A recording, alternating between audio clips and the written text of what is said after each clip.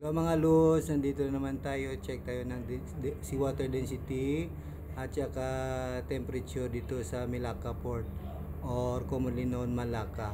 Okay, so may nakikita kayo dyan 1.000. Yan yung para sa fresh water, pinaka-reference niya. So dito ngayon ang density ng Malacca is nasa, tingnan nyo ha, so lumubog siya doon sa may isang guhit bago mag 1.020.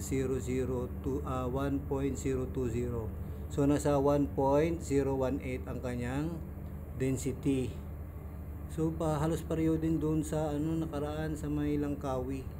Yung sa Malacca talaga yung kanilang density is nasa less, nasa ganun lang 1.018 at saka yung temperature niya ay 31 degrees. Okay, yun lang po mga lods. So ito po yung graduated cylinder, ito naman yung hydrometer, at saka of course yung ating thermometer. Yun lang po. Maraming salamat sa panonood.